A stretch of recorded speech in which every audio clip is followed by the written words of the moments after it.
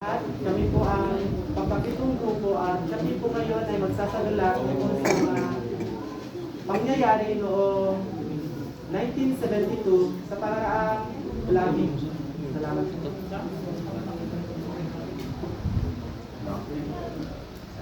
Ang dami naman takdangalan eh. Hindi ko naman maintindihan. Wala naman ako naintindihan sa binabasa ko. Nakakapagod. Hindi ko rin talaga maintindihan ang takdang aralin namin sa komunikasyon. Ano ba talaga ang meron noong 1972 sa ating pambansang wika? Nakapanood ng alamang vlog tungkol dito. Uy, sakto! May bagong vlog yung paborito kong vloggers, ang Historical Insights, tungkol sa mga nangyari noong 1972 sa wikang pambansa. Mapanood na nga.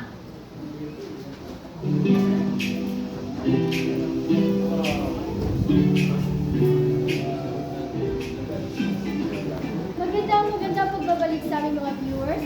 Ako po si Jasmine. At ako naman si Shreya. At ito ay isang series na tinatawag naming Historical Insights, kung saan kami ay pumupunta ng mga well-known historical sites para malaman at mapag-aralan ng ating nakaraan. Sa mga nanonood, huwag kalimutang mag-like, subscribe, at comment. Sa episode na ito ay mapag-aralan natin ng mas malalim kung anong nangyari noong 1972 sa ating pambansang wika. So ngayon, nandito tayo sa Malacanang kung saan ay tatalakayin ko ano ba talaga nangyari noong 1972. So, ano pang hinihintay natin? Tara at pumasok na tayo. So yun guys, nandito na tayo sa Malacanang. Ngayon, sasamahan tayo ng ating tour guide upang magpakita sa atin ano ba talaga nasa loob ng Malacanang. Magandang hapon po sir, ano sa pangalan niyo? Ako nga po pala si Adrian Mauricio Diaz, ang tour guide dito sa Malacanang. Oh, hi naman po kayo sa mga viewers namin. Hi guys! Hindi ba kayo nagpunta? Sorry po.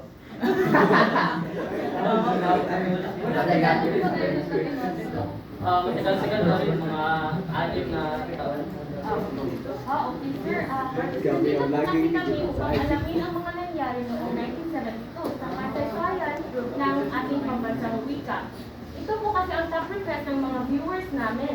May alam po ba kayo nito? Sa alam ko lang, noong 1972 ay ang Filipino ay ginawang pambansang wika dito sa Pilipinas. Para po sa inyo, bakit po Pilipino ang nagiging pambansang wika natin? Para sa akin, dahil na rin sa maramihan ng rehiyon at marami na mga dialekto dito sa Pilipinas ay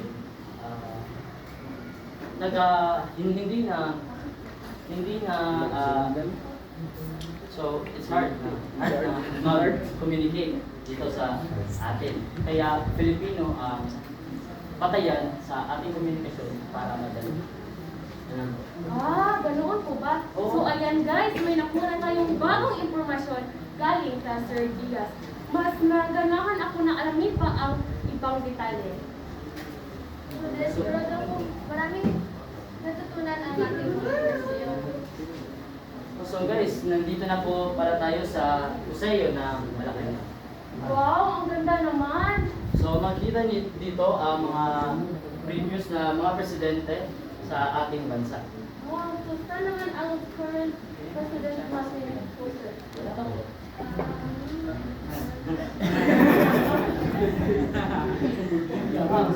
Team, magandang hapon. Ano bang libro ang pinabasa? Ganun ba? Mahina. Meron po akong mga vlogger dito sa restaurant ko. Nagtatanong sila kung ano ba talaga ang nangyari noong 1972. Kaya meron po bang oras sa kanila? Ay, hanggang di pa nagsisimula yung trabaho ko, may oras pa naman ako na pwedeng magbigay ng mga sagot sa mga impormasyon na hinahanap mo.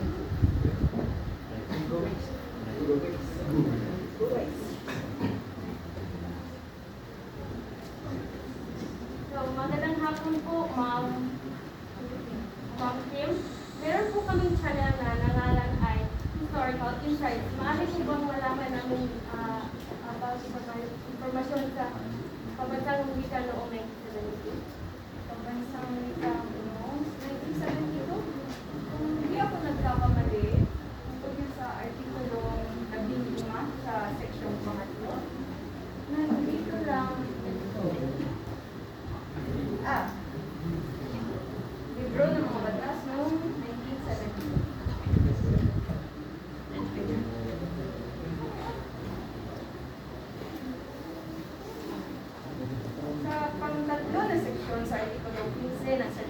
batas na nag-atas si Pangulong Marcos ng sulian ng wikang pabansa o tinatawag na SWP upang isalin ang saligang batas sa wikang sinasalita ng may 50,000 mamayanan.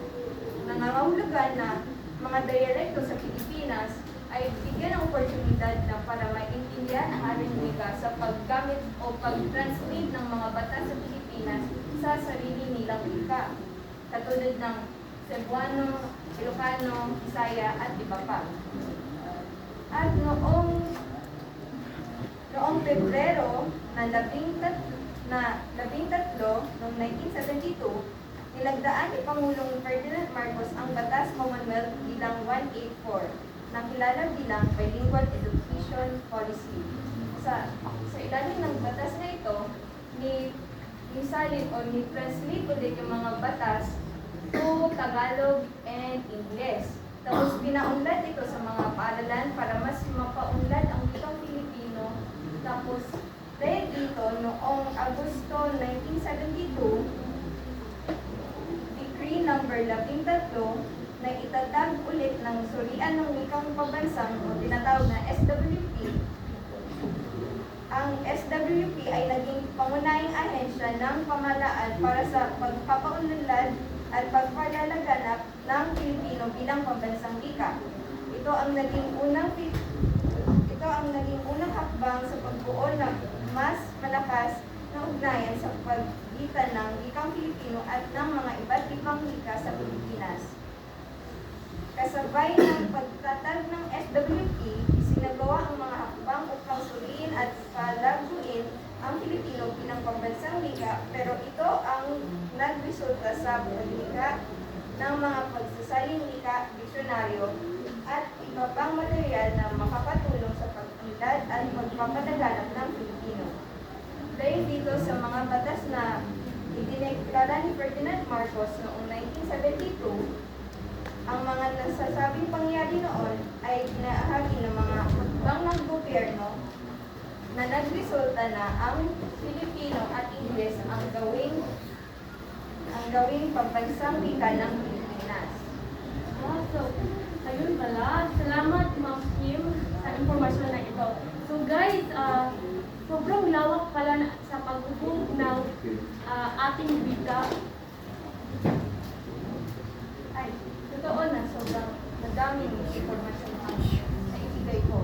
Pero kung gusto nyo pa ng mas madaming impormasyon, may dati pa kami kliyado dito na nagtatrabaho at parang naabutan niya pa yung taon na iyon. Si Tatay Danielo.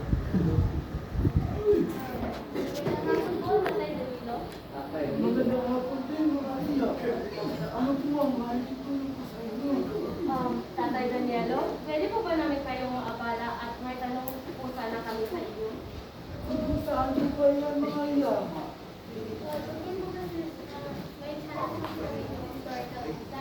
Gusto namin mapalawak ang aming kaisipan kung ano talaga nangyari sa natin.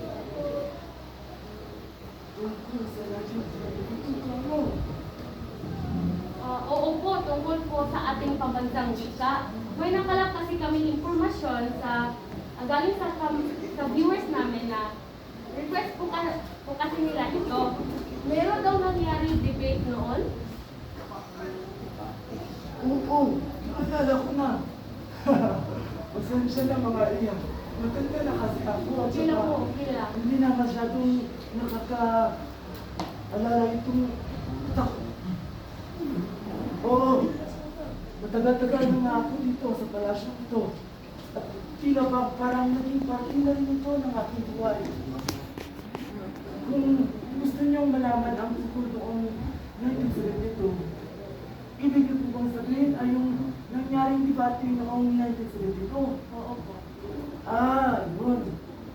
Tungkol nga pala ito, mga iya.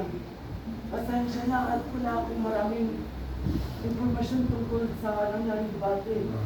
Kasi kami mga nagtatrabaho dito sa museo, wala kaming masyadong napupuntahan na lugar sapagkat may mga lugar dito na limitado lamang at tanging ang mga personal lamang ng politiko ang pwedeng makakapasok.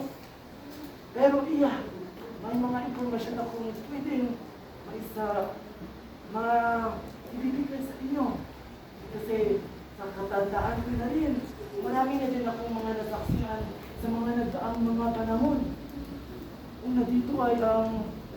ay oo nga pala iyan.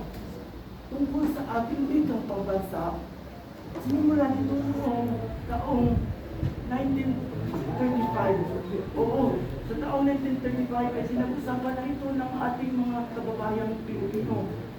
At sa mga nagdaang panahon hanggang sa umabot sa taong 1972 kamo ay pinag-usapan pa rin ito at sa panahon 1972 nangyari ang debate kung saan mas napag-usapan nila ng maayos ang tungkol sa ating wikang pambansa.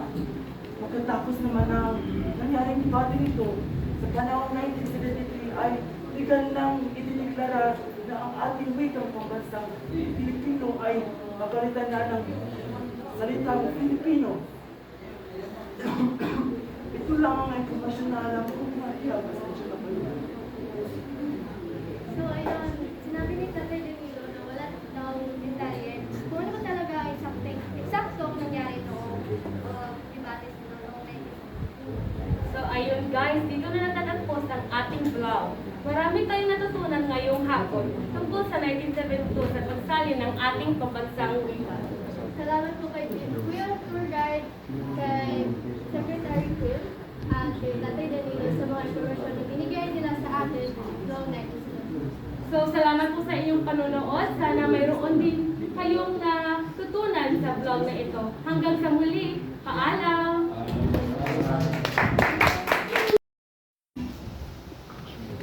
Uy, ganun pala.